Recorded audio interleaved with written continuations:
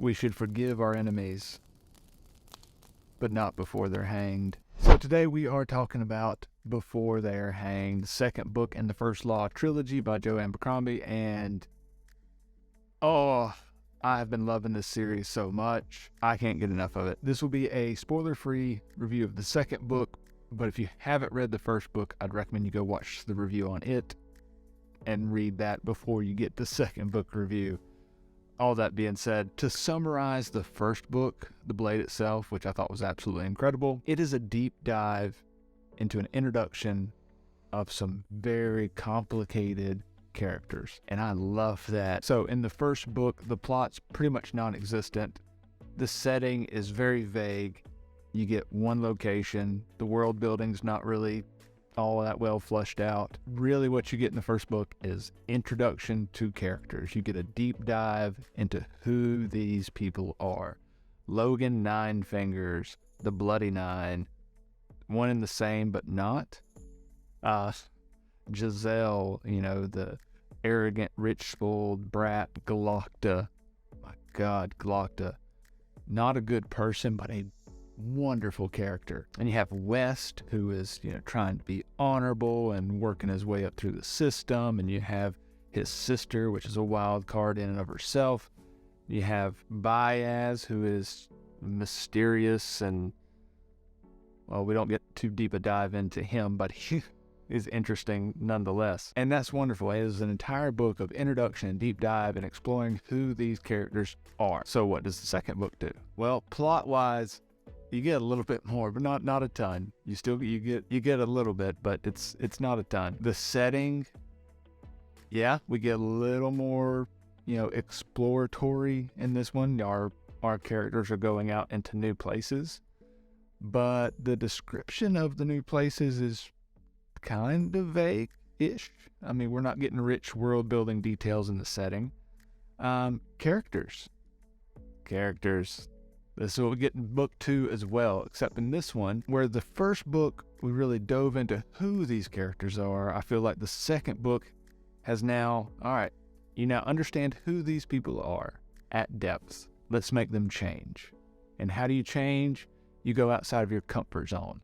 And every single character in this book is getting pushed out of their comfort zone, not just in, sometimes new roles.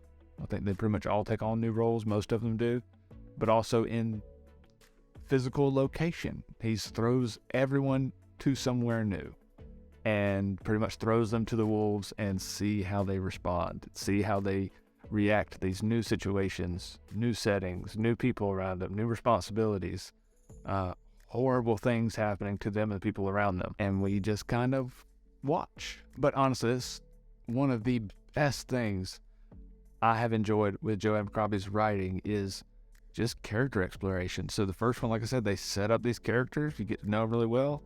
And then the second one, we push them.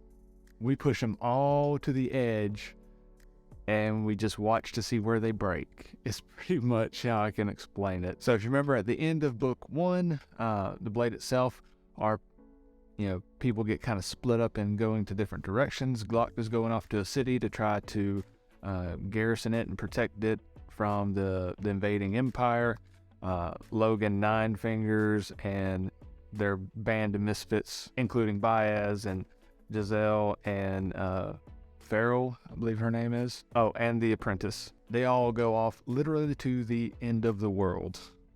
They're going off the map. Oh, their navigator too. He's I could do without him, honestly. He's kind of just annoying, but I think it's kind of what he's supposed to be, so mission accomplished. But yeah, that band's going off to the edge of the world on some quest that we don't know any details about, and West is headed up north to fight the Northmen, and that's where we leave off. Everyone gets kind of split up and pushed out into new places. And in this book, everyone is super successful in their jobs and their tasks, and everything just works out perfectly for them. None of that happens. It all goes horribly. I don't think that's much of a spoiler alert for this book, this series. It's grimdark. Things get grim, and they're pretty dark. So like I said, in this one, you get a little more plot. I mean, you get a quest that the one group is going off to try to complete. You don't know what that quest is, and the setting that they're going through is very briefly described. West is going up north to fight the Northmen. That's pretty much the entire plot. That Glock does go in to defend the city.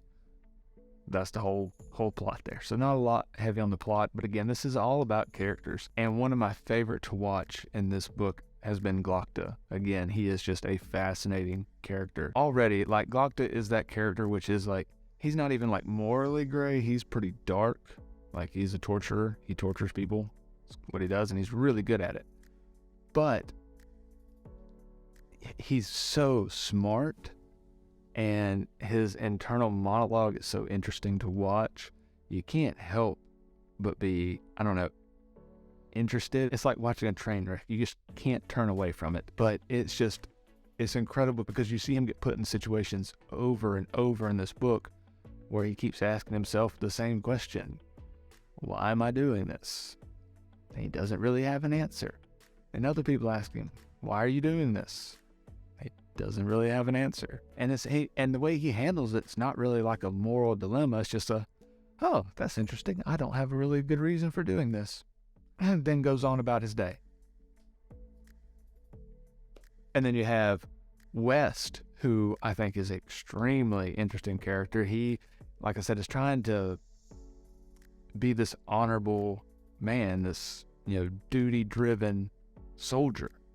And, of course, he's going to get put in situations in this book where it's like, do we do the right thing, the morally right thing, or do we do the duty-bound, obligated thing? Or do we hold strong to our duties and our responsibilities as a soldier, or our duties and responsible as a good person? And it's just these, you can have one or the other, you can't have both. And seeing him struggle with that, it's wonderful to watch. It's horrible, but it's wonderful to watch. The other big character transformation in this one is with Giselle. Like, he's that character you love to hate. Like, there's just nothing good about him. It's just obnoxious, well written, super obnoxious. And he's really getting out in the world for the first time. And so he learned some hard knock lessons of life on his adventures, and seeing him like have to come to grips with how the real world operates, it's pretty interesting. And seeing him and Logan bounce off each other, with their conversations, you cannot get two more vastly different characters. And we're going to, of course, push them together and see what happens. I think Joe Abercrombie would make a good psychologist, like setting up tests and experiments to see how people react in weird situations. He's got like the twisted mind that would be perfect for that. I did want to touch on the magic system in this book series. The first book, you get very little of the magic, and it's more of a awe-inspiring, wondrous, we don't know much about it, it's magic, kind of magic. And this one, we get a little more lore and history and a little bit more understanding about how the magic works, but it is still a super soft magic system. Still don't know exactly the rules, what's possible, what's not possible, what's the repercussions from it, what the cost to it, what are the capabilities. A lot we don't know. We get a little bit of magic use, but still it has that more wondrous, it's magic kind of operating system to it. So overall, if you enjoyed book one, if you like the character-driven, character-focused, getting into people's psyche and really seeing the world through other people's lenses, then book two is just more of that. And it's more of that, but in a different way, where, like I said, the first one, you're really understanding who they are in their natural environment, whereas book two, we have pushed them out of their natural environment and we're seeing how they react to new things. So both just absolutely interesting and stunning to watch. And I keep saying watch, because I feel like I'm watching these characters more than I'm reading the book. But it's been a wonderful read. If you've liked the first one, you'll like the second one, I can almost guarantee it. And I'm excited to get started on the third book. If you have already read the second book, let me know down in the comments, did you like it more or less than the first book? Because I'm having a really hard time with that. The pacing is kind of slow in the second one, but it's also kind of slow in the first one too. Like, it's well paced.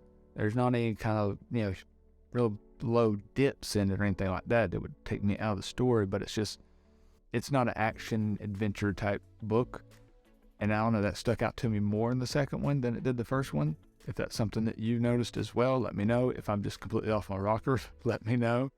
But other than that, guys, thank you so much for watching. I got the third review coming out soon for book number 3, and I will see y'all in the next one.